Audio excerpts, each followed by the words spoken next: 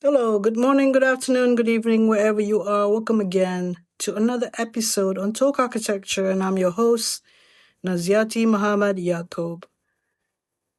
We were talking about the first principles in architecture design earlier, in which there are two types that we talk about. One was the Vitruvian foundation, and another was a problem solving method that we usually do. And it's just a good checklist, in my opinion. Sometimes with our students, we talk about site constraints in a one way, but we do not address all the other seven others questions, fundamental questions that we need to ask with regard to human need, laws of physics, biological, psychological constants, low energy way, material costs, and minimum viable enclosure. So what we did was, it's just like a reset of thinking, or going back to first principles is what we were doing in the last episode. Now, how does Kevin Matlow employ the first principles? And the reason I'm wanting to know is I'm writing a book based on my podcast and interviews with Kevin Matlow and my 6 years of experience running a studio with him in a university in Malaysia. And I have my own views about architecture education, and I would be wanting to go deeper on it while pinpointing some points or some things that Kevin Matlow has said in his book, The Small Projects, in the studio, in the interviews, and in other videos on YouTube. So it's kind of a progression that I'm trying to research further and get into this by discussing how would Kevin Matlow deal with the first principles, because in particular there was a YouTube video where in 2024 he addressed people in Bangkok, presumably at Chulalongkorn University, or a venue that Chulalongkorn University organized. And in that video, especially with the question and answer session, he talked about designing using the first principles. And so here we are looking at this issue, this particular subject.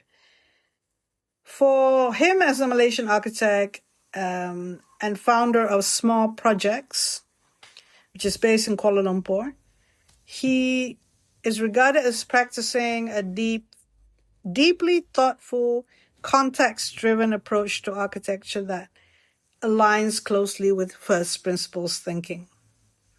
So he strips design back to fundamental questions about problems, context, relationships, materials, and time. So time and time again, you can hear him talking about this. And he would be critical about architects starting with stylistic precedents, icons, and imported solutions, or ideas from influences that are, shall we say, more of a follower type of thing rather than being critical about it. So Kevin Matlow and his methods, he avoids copying or appropriating forms, which he calls cut and paste, and instead begins with radical questioning. We talked about radical questioning earlier in part 1, or radical first principles, looking at physics, biology, and minimal assumptions. And I do find that in him, where he always out of the box thinking, when he approached students' work as well. and he could see where the student's at. And it would challenge the student if where they're at. He's not like generalize things or come to a crit giving absolute statements or talking over the student. He actually addressed each and every one of them. So I would say, even in architecture education, it is kind of a radical questioning that he does. So what he does in this radical questioning is to discover the most essential, often uncomfortable questions before seeking answers. In the Chulalongkorn University talk that he did, and elsewhere as well, he talked about what is an aquarium or what is an airport. So that's what he meant by asking the most essential question. Because the obvious one would people say, oh, an airport is a gateway to the city. Or somebody would say, a typical answer would be for aquarium, it is to do like the form of the building reflecting a seashell or something. So the biological and the biology and physics aspect of it that I mentioned earlier is when he asked about the airport to do with walking. It's to do with walking and designing, accordingly to do with walking. And for the aquarium, it's to do with the low tides and the high tides and the conditions of the sea. And that's physics, isn't it? So could be biology as well. So when you tackle that sort of project, you see the students where they're at in terms of what they're thinking, and he will guide them or he will get this radical questioning that they need to ask the fundamental questions. So that's what he does as well in his work. And what is interesting is that he would teach because of what he's doing in his work, and he would bring that into the architecture education or the studios, rather than he just go to the studio and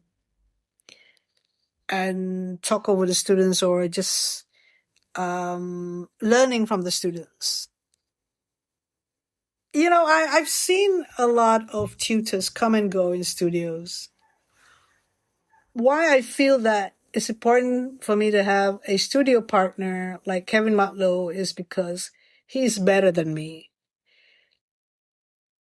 He makes me learn as well as a studio colleague.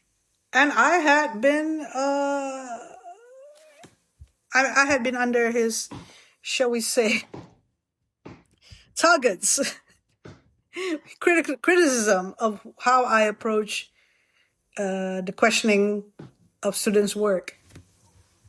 So I am never going to be Kevin Matlow, but I understand about that way that he approached. For me, I don't have that architecture work outside to bring into the studio, you see. So that really gives respect for him, the fact that he does it that way. I can see that with the students. So he says it starts with the radical questioning, discovering the most essential, often uncomfortable questions before seeking answers.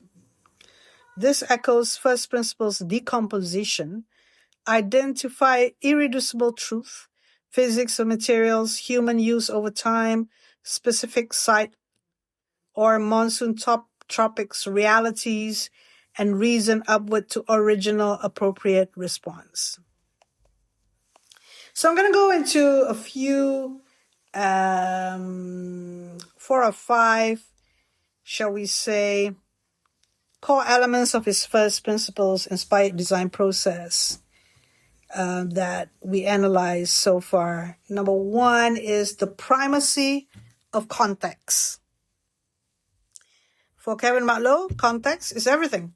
The city, countryside, climate, culture, and immediate surroundings dictate the design, not the architect's ego or object making.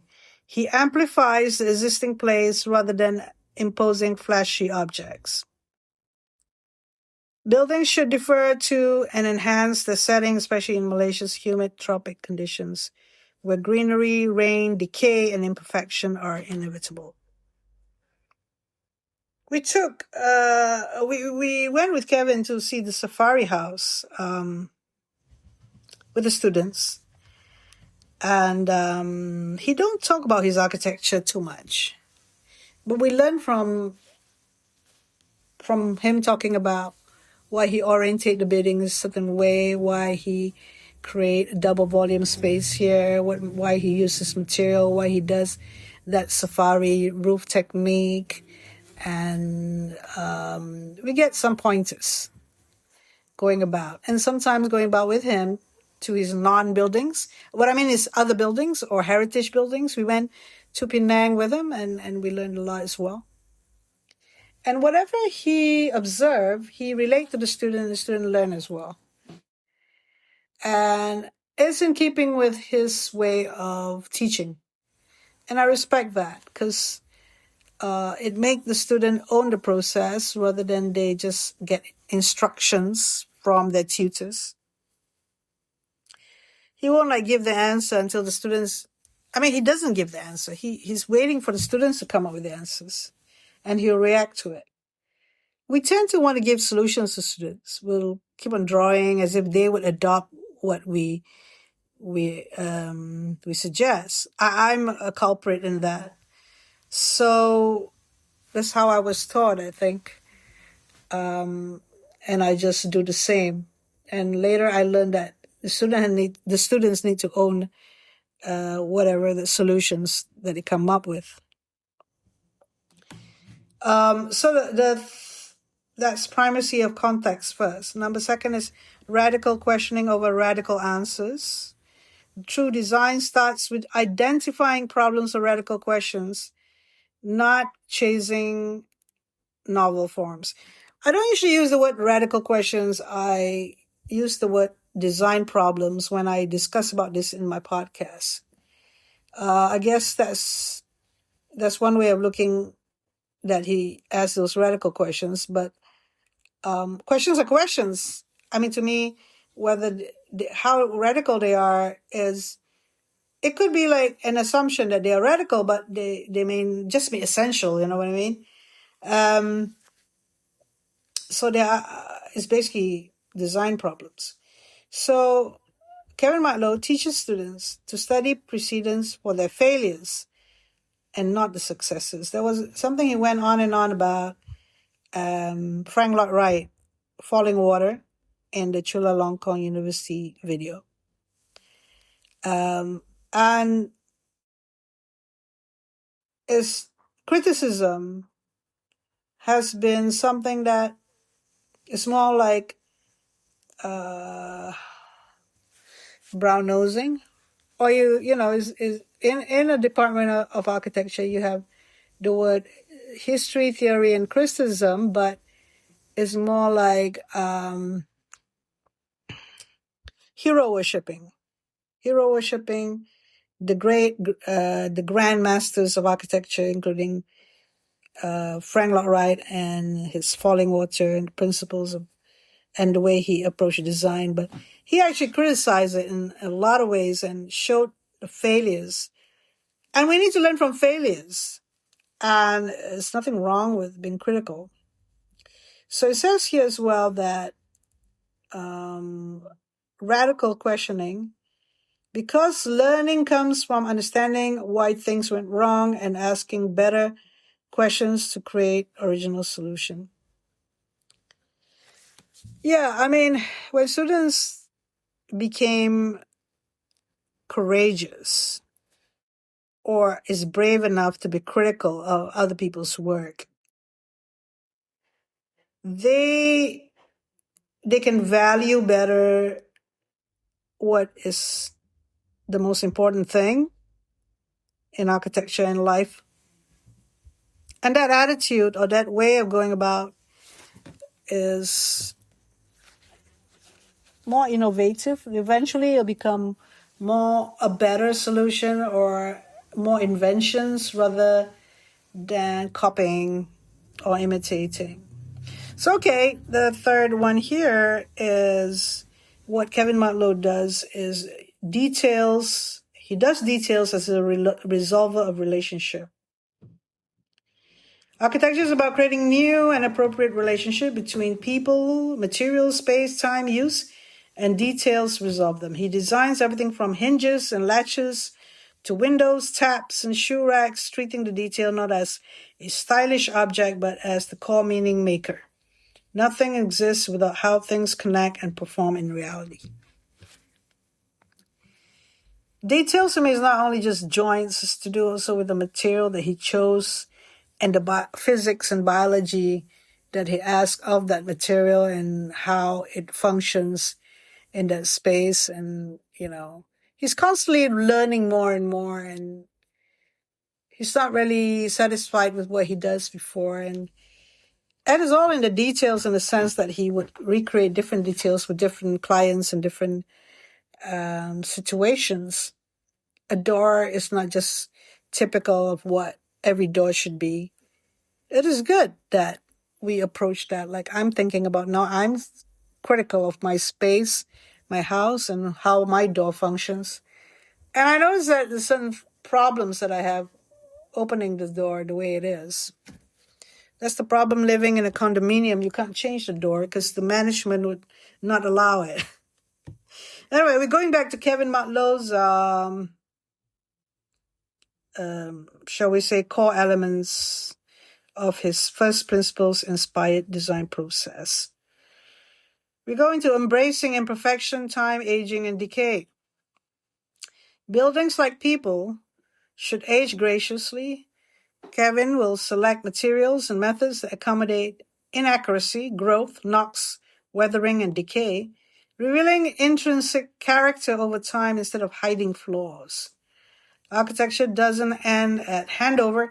It barely begins as occupants, materials, and environment interact and evolve. That's true.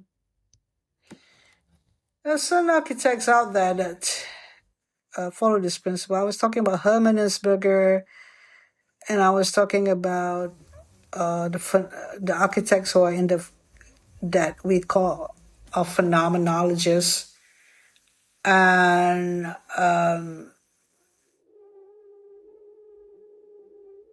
there are the architects that see how the material would evolve through the age rather than a finite material.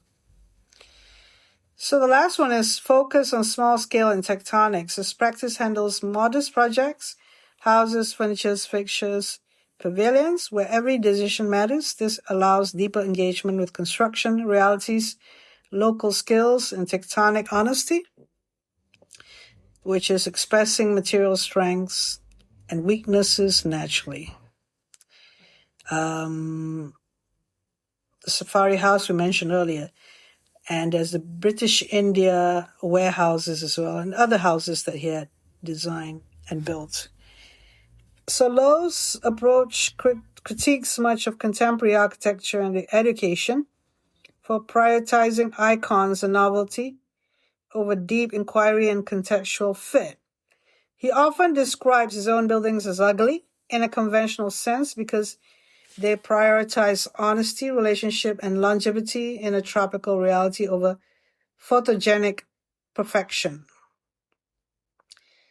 Now, when we're talking about just now the last one, small scale and tectonics, he even repeat that he answered the question about his high rise in Bangkok, where he actually agreed to that particular project after refusing to do like 5 or 6 other projects earlier because of the site. And he studied the site and everything, and he realized that he will do that project because of the site. And then after that, he talk about how they were curious about how he does a high rise. I mean, he has done high rises before, like the PJ Trade Center as we know it. And we said that the details, they're actually stacked up. The high rises are stacked up. There's actually 4 bungalows in it, like the ground level, the first level, and then the typical level. And I forgot what's the other one. I think probably the top. So it's basically looking at those different details and in plan of this high-rise building. And I'd like to say that as someone who is interested in this, is that he doesn't, because of the cheap material and this cheap construction, or the that thing about the first principles in the beginning in part 1,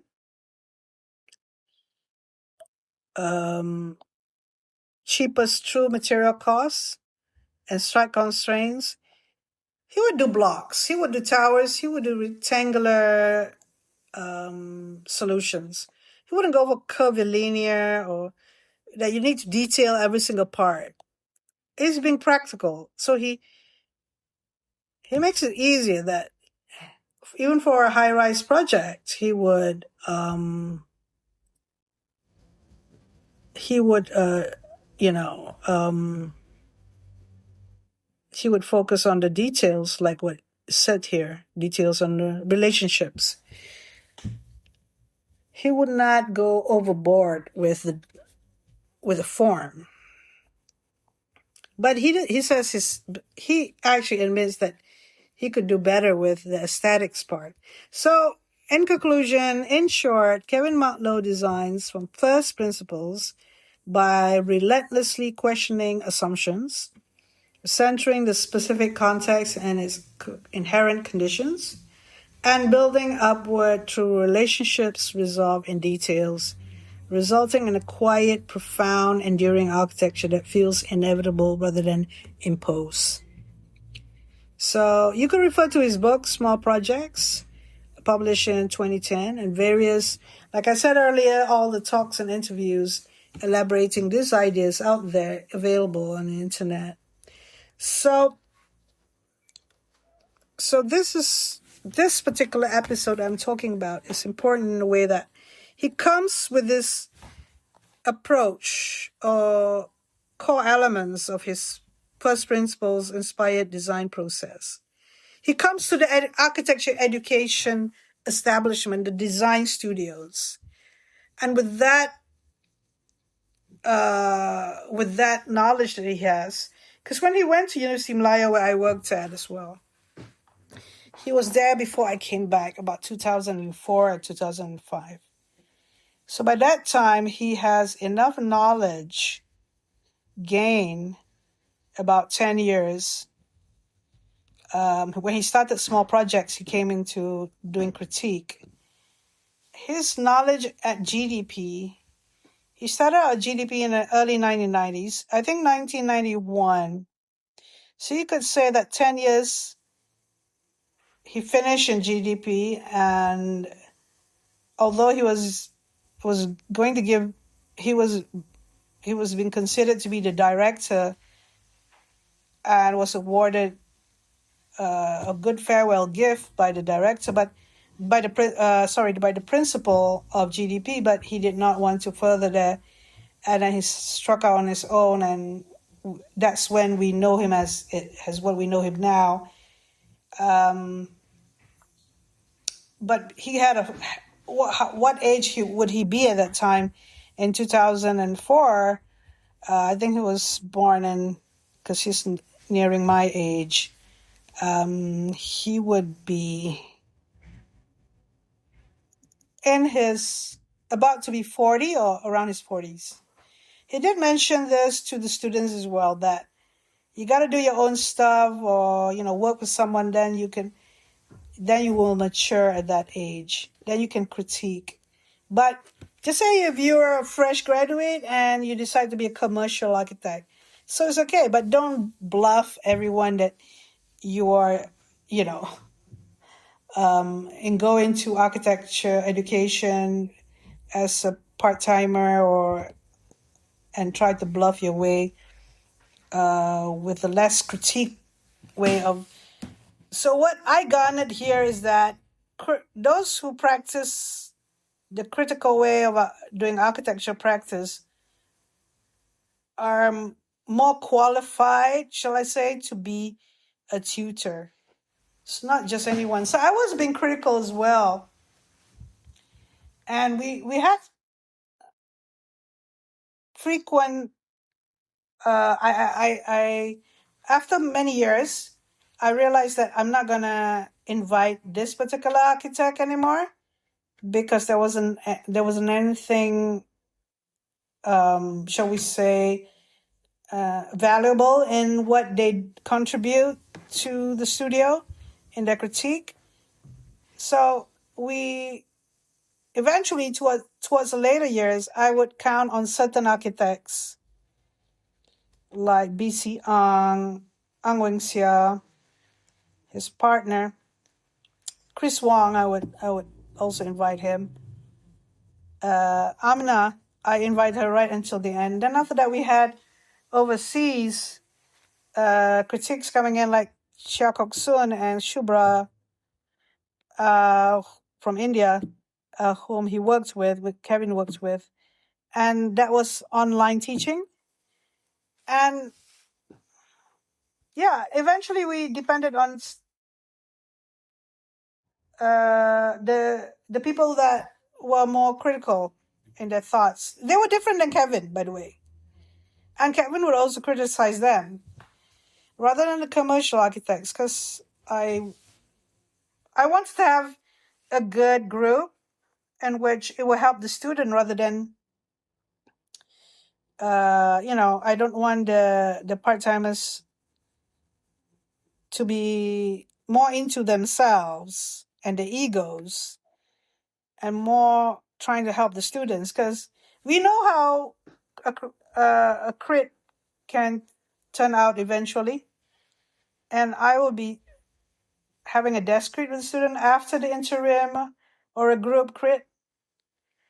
And not all students would be able to follow Kevin Malo, as Kevin Malo said that he would address the student in a particular way.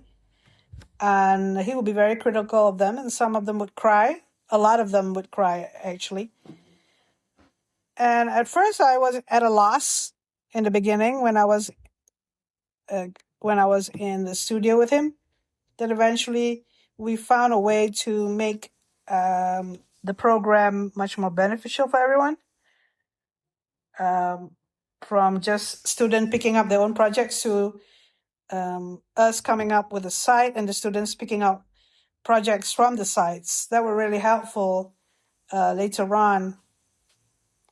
So all in all, it was brave of us to actually venture out to actually wanting to improve architectural education, because not many people would agree with our way of doing it. So that's why we're doing this podcast. So I hope that you have benefited from this two-part series on first principles, designing from first principles, and focusing the second part on Kevin Matlow's core principles. So there you go.